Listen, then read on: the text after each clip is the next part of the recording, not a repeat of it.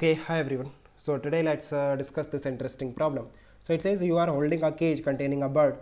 Do you have to make less effort if the bird flies from its position in the cage that manages to stay in the middle without touching the walls of the cage? Does it make a difference whether the cage is completely closed or it has rods to let air pass?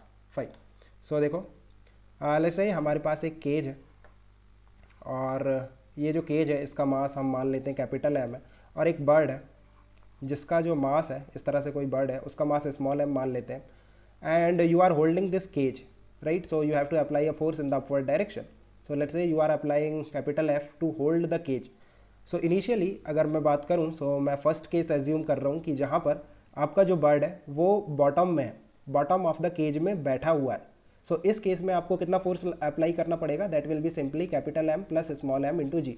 इतना force apply करना पड़ेगा to hold this cage, है ना? अगर ये cage stationery है तो इस पर नेट फोर्स जीरो होगा. So means that is capital F in the upward, that is the weight of the cage plus weight of the bird, right? अब क्या होता है सेकेंड केस में, ये जो बर्ड है फ्लाई करना स्टार्ट करता है और इस तरह से फ्लाई करता है कि ये एकदम सेंटर पे आ जाता है इस केज के, and there is no contact between the bird and the walls of the cage. Means जो बर्ड है उसका कोई कॉन्टैक्ट नहीं है with the walls of the cage. So इस केस में आपको कितना कैपिटल एफ फोर्स लगाना पड़ेगा टू होल्ड दिस केज? कितना कैपिटल एफ लगाओगे? क्या वो स्मॉल एम जी होगा या फिर कैपिटल एम जी होगा या फिर small M plus capital M into G होगा, राइट? सो ये हमें बताना है. सो देखो, ये वाला जो सेकंड केस है ये डिपेंड करता है कि आपका केज किस तरह का है. क्या ये कम्प्लीटली पैक है? पैक है से मतलब है कि इसमें से एयर बाहर और अंदर नहीं जा सकती, या फिर इसमें रॉड्स हैं जो कि एयर को पास होने देते हैं. सो इस केस में हमारे पास दो सब केस होंगे, लेट्स से सब केस 1 और सब केस 2. सो दोनों का हम डिस्कस करते हैं. जैसे मैं सब केस 1 की बात करूं, सो इसमें क्या है कि बर्ड जो है वो फ्लाई कर रहा है इस तरह से, सेंटर में है, और आपका जो केज है वो कम्प्लीटली पैक है. मीन्स एयर ना तो बाहर जा सकती है और ना ही अंदर जा सकती है. सो बाय द वे अगर मैं बात करूं कि बर्ड्स किस तरह से फ्लाई करते हैं, सो देखो, बर्ड्स जब फ्लाई करते हैं तो क्या होता है कि वो अपने पंख से एयर को नीचे की तरफ पुश करते हैं, and by Newton's third law air birds को ऊपर की तरफ पुश करती है. Means if birds apply some force on the air in the downward direction by Newton's third law, air will apply the same force on the bird in the upward direction. अगर bird air को नीचे की तरफ push करेगा with some force, let's say small f, so air जो bird है उस पर फोर्स लगेगा in the upward direction by the air, that is same force, right, small F.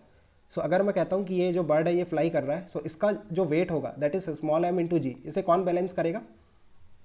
ये स्मॉल एफ बैलेंस करेगा, राइट?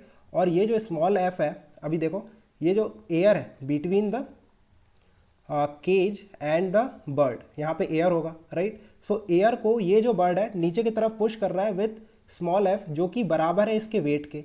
सो अगर मैं अगेन इसका फ्री बॉडी डायग्राम बनाऊँ केज का, सो केज पे कितने फोर्सेस लग रहे हैं आप देखो. एक तो कैपिटल एफ फोर्स लग रहा है जो कि आपने ऊपर की तरफ लगाया है, एक तो इसका वेट लगेगा कैपिटल एम जी, और एक फोर्स लगाएगा कौन? एयर. ये जो एयर है बिटवीन द बर्ड, है ना, एंड द केज, जो एयर है वो पुश कर रहा है, that is small m into g. So net force on the cage कितना है? Zero. So capital F is again equal to small M plus capital M into g. तो same force लग रहा है. बट व्हाट विल हैपन जब हम सब case 2 की बात करें, जहाँ पे आपका जो केज है उसमें क्या है, रॉड्स लगे हुए हैं जो कि एयर को पास होने देते हैं. सो अगर एयर पास हो जाएगा, सो जो फोर्स लगाएगा air, right, that will not be equal to small m into g. उसके बराबर नहीं होगा. कुछ एयर पास हो जाएगा और वो बाहर निकल जाएगा. So the force you have to apply, that will be lesser than capital M g plus small m g. Of course, that particular F in this case will be greater than capital Mg, that is the weight of the cage, but that will be lesser than the previous case, which is weight of the cage plus weight of the bird. So I think you have understood. Let me know if you still have any confusion.